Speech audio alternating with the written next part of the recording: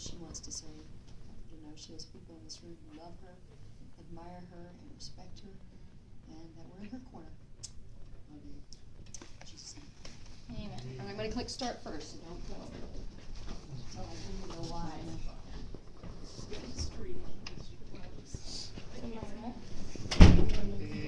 It's not a camera, it's a speaker.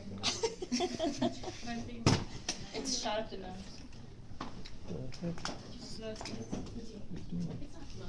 Hey, no. Cherish Randall. Alright.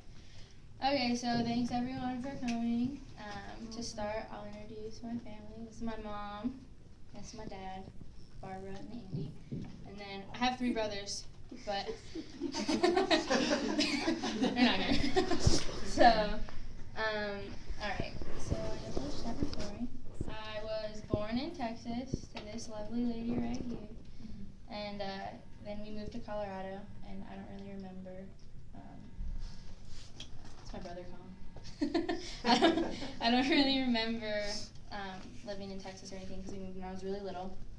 And so my mom raised me and my brother for a long time, and then she met my dad, Andy, and they got married, and then we began our blended family. And I already had one brother, and then I gained 2 more from, there's one of them.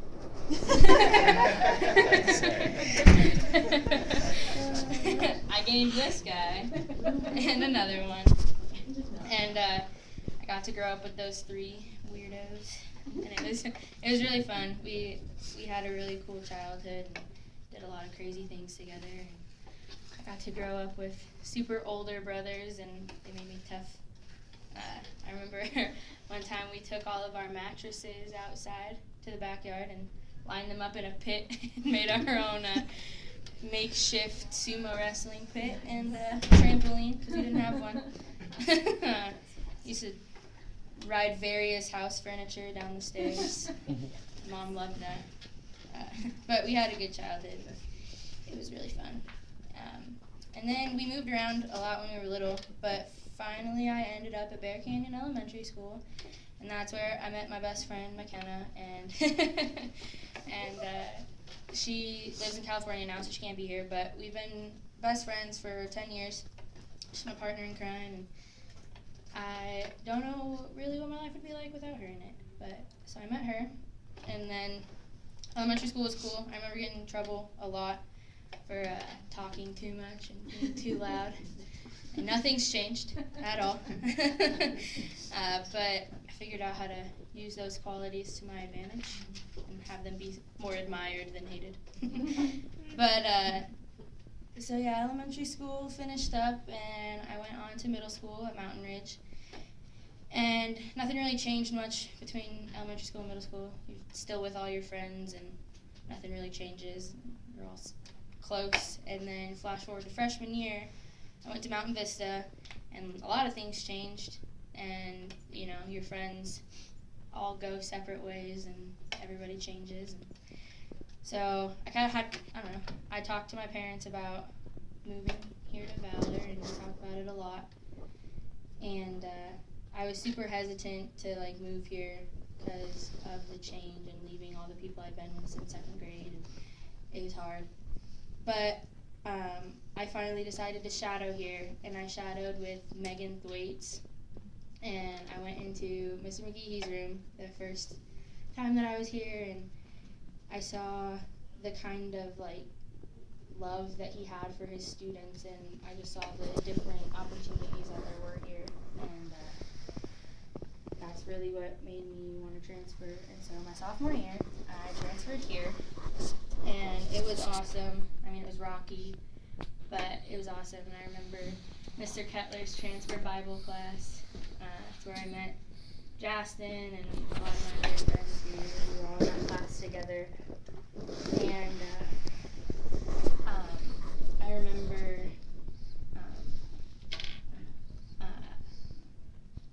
I had a moment where I didn't want to be here anymore, and I wanted to transfer back to Mountain Vista.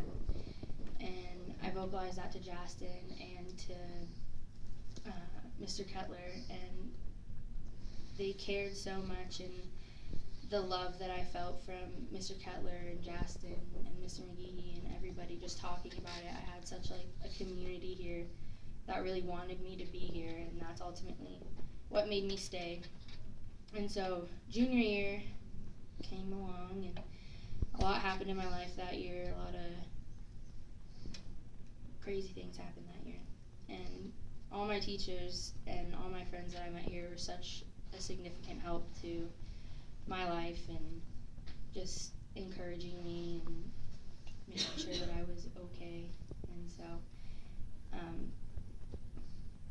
I remember Mr. Palmer's apologetics class. That was like one of the coolest classes I've ever taken. And if you haven't taken it, you too take it because it's amazing. But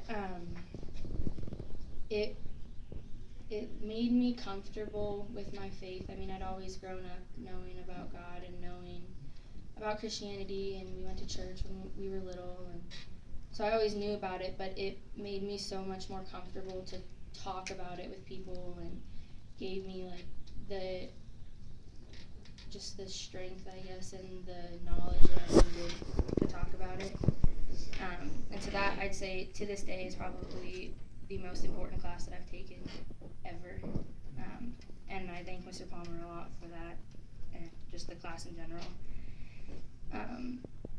And then senior year, we're at the end now, and I've met a lot of cool people. I met Mr. McGee. I've been in your class for 3 years, and it's been amazing. And I met Justin. It was amazing. I am so appreciative, and I thank God that I've gotten the opportunity to be able to come to this school and find God more and more every day. And just the people here, the teachers here, have taught me so much about just love and grace, and the love that you feel here with the people. It's what makes this place worth it. And it's not the sports, it's not the theater, it's not any of that. It's just the pure love from the people and the amount that they care about you. It just makes it so worth it. And I'm just extremely grateful that I got to come here and meet all you guys. And with that being said, I have advice for you too. And I just want to tell you guys that, first of all, I love you guys. And I just want you to know that you should never settle for anything. You should always keep working harder and harder and harder. And never compromise anything, because it's only a compromise of what God wants for you. So don't ever settle. Always keep looking for everything that you want. And it's funny, I heard in a movie one time, and it stuck with me forever, was anything worth doing is worth overdoing, and moderation is for cowards. It's so true. To me, it's true. It resides with me, because if something's worth doing, it's worth doing with everything that you have and diving headfirst into it. So, do that. I'll do that. But yeah, so I just thank this school, and I thank everybody here that I've got the opportunity to be here and gotten the opportunity to learn about myself and about God, and just, I don't know where I'm going after this, but I know that I've had such a good foundation here that I'm set and I'm ready to go. And with that being said, I'm gonna go into my thank yous.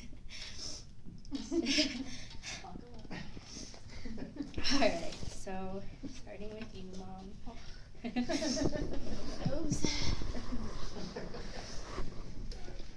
I just want to thank you for being my best friend and being there always, no matter what, and picking me up every time I fell on my face and allowing me to become who I am and letting me make mistakes, but always being there to help me fix them.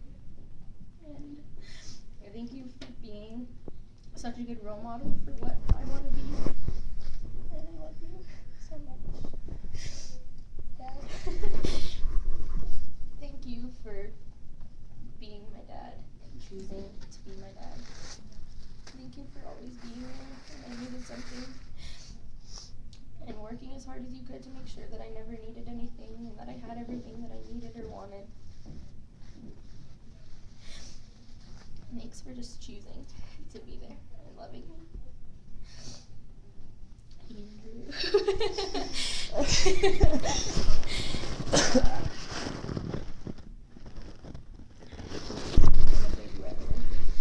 And for rolling my hair in curlers when I was little. And just being there when I needed to talk. And just thank you. I love you. Love you too. And if my other brothers were here, and they can watch later, but to Dominic, I would just say thank you for just always encouraging me to be weird and allowing me to be weird and loving me. And to Garrett, thank you for just being protective and being a big brother, even though we don't get along sometimes. I still love you. And then collectively, to my brothers, you guys were the best big brothers I could have ever asked for. And thank you all for telling me to walk it off when I got hurt. I'm a lot tougher now because of it.